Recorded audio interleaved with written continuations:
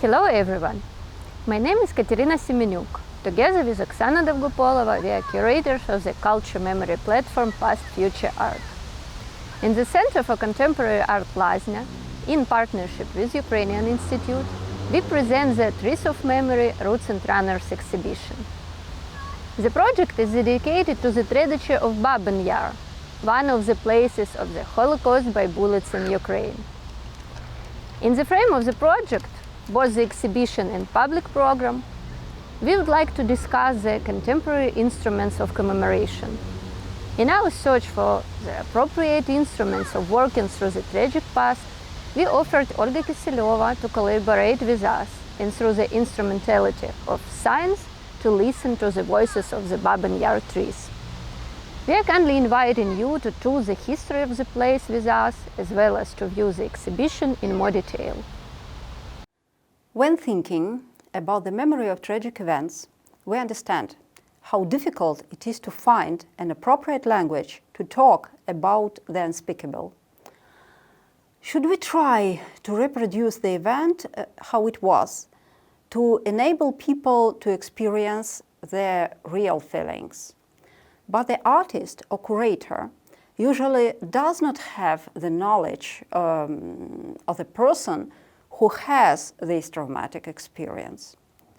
We, as curators of the Past Future Art memory culture platform, have been thinking about this for several years now. Artists and theorists have been thinking about this for decades after the Second World War. We are not pioneers in this field, but we tried to find our approaches to the practices of working through the tragic past. We have looked closely at Ольга Кісельова's artistic practices. She has never consciously worked with the topic of memory, but has worked with plants and art and science tools for many years. We have paid attention to her project dedicated to the elm tree in the French city of Biscarrosse. This elm tree witnessed the city's history for several centuries, and had a symbolic meaning. It died in 2010 through climatic changes.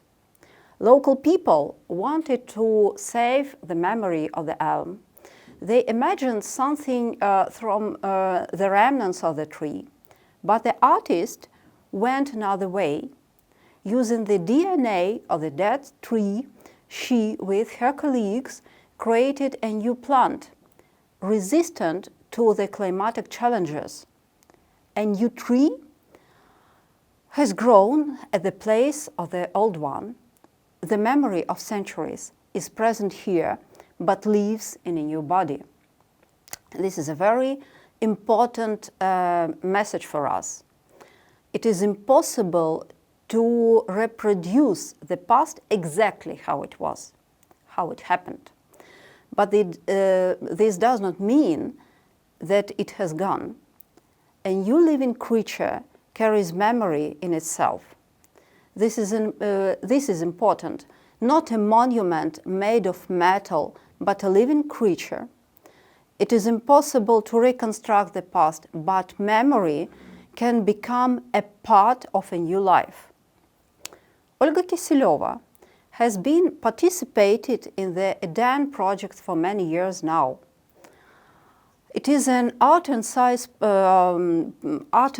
project which has a complex and multi-layered goal: to treat the plant as a collocator, to heal the wounds inflicted by the civilization to plant world, and to restore the extinct species. With the help of special technical means, the EDAN project team began listening to the voices of trees by reading electromagnetic impulses inside their trunks. We felt that this is an appropriate language consonant with our searches. Ольga Kісельова agreed to cooperate with us on working with the memory of the Babin Yar tragedy. We are now at the site when one of the most terrible events in the history of Europe took place. In the last day of September 1941, here in the ravine Babin Yar, the Nazis shot more than 33,000 Kiev Jews. This was a part of the so-called Holocaust by bullets, or the Holocaust before Auschwitz. All over the world, the word Holocaust evokes the image of Auschwitz, a death enterprise that was created by the Nazis on the territory of Poland. But in 1941, hundreds of thousands of Jews, Roma, and mentally disabled people were shot dead near their homes in Eastern Europe. Describing this, the French priest Patrick Dubois introduces the term Holocaust by bullets. During 1941-1943, not only the acts of the Holocaust had been committed here. The prisoners of war, the enemies of the Nazi regime, found their deaths here. The executions continued here until the liberation of Kiev in 1943. In times of war, Babin Yar was a place without trees. They covered the ravine later. With the end of the Second World War, another story of Babin Yar began. The so-called period of organized forgetting. The policy of hidden anti-Semitism started after 1948 in USSR, allowed no commemoration of Jewish tragedies. The meetings in Babin Yar, Soviet powers qualified as illegal. The creation of monument had been frozen for decades. Everybody who told about acts of mass murder of Jews was accused of so-called cosmopolitanism, so absence of patriotism. The reason for this prohibition was, we don't need to separate certain nationalities from the common tragedy of Soviet people. In 1950s, the Soviet powers created the industrial waste dump in Babin Yar. In 1961, the tragic accident occurred here when the mud flow from the dump in Babin Yar destroyed the Korynivka village, taking away the lives of more than 1,000 people. The public conscience interpreted this accident as the revenge of the victims who stayed in oblivion. People gathered in Babin Yar again and again, demanding the monument. Only in 1976, the monument appeared at last. In the meantime, trees were rising over the Babin Yar. They remained the silent gods of memory. Their roots, underground, literally touched the past. After the Korynivka tragedy, the landscape of Babin Yar changed so much that no one could say for sure where the human remnants are now. Only trees know. The trees quietly and carefully covered the site of the tragedy, as if we were healing the wound.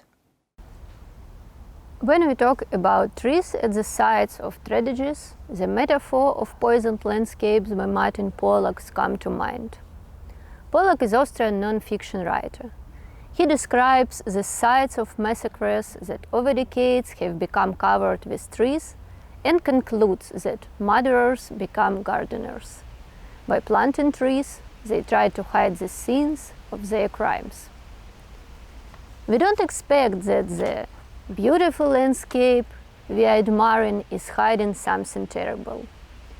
The moment we recognize that, the landscape becomes poisoned forever. A person can never get rid of this knowledge. The trees of Babin Yar were not planted by the killers. They gradually covered up the crime scene. They witnessed the human tears and quarrels, the attempts of people to protect the memory of the victims, the appearance of numerous small monuments in the days of independent Ukraine. These trees were becoming monuments in themselves. We see these trees as nature's attempt to heal the wound caused by humans. We would like to reload the metaphor of poisoned landscapes. Trees are living creatures that are most different from us. We would like to hear their voice. What could they tell you about? When we came to Babin Yar and looked at the trees growing there, we thought that a tree is a capsule of memory and an ideal metaphor for the connection between the past, present, and future. Grounds feed them, and the liquids rise up in the trunk. That is, the metaphor of the past will move upwards to young branches and leaves. This movement takes place continuously. Roots tell branches about the past, give strength to feel the life, and build the future. Human ways of talking about the tragic past are imperfect. They often provoke new conflicts and memory wars. Trees, as living monuments, give us the image of careful, silent remembrance, not hushing up, because the story about the past continues constantly, but speaking in another language. For us, this is a metaphor for the need to find a new language for commemorating tragic events. It is a metaphor of solidarity of all living things. Then, through a specific living creature, we talk about the value and dignity of a living being. Each tree has its own voice. It is individual. We thought about how we could hear the voices of the trees. Of course, these voices are a metaphor, but a metaphor that explains a lot about ourselves. Therefore, we invited Ольga Kісельова to visualize these voices. With the help of special equipment, the artist and her colleagues from Sorbonne University and the French National Center for Scientific Research recorded the movement of electromagnetic impulses inside the trunk. The unique pattern of this movement is for us a metaphor for the voice of the tree. These voices have been visualized. You can sit inside the exposition and listen to the tree's voices by looking at the movement of multicolored cycles that change each other on the screen. And on the other screen, to see the tree's portrait, to imagine how its leaves rustle, what it has witnessed, and what wounds of the past its roots cover. There are 4 videos in the exposition. The artist shows portraits and voices of 2 trees from the Babin Yar. You are invited to listen the voices till September 30.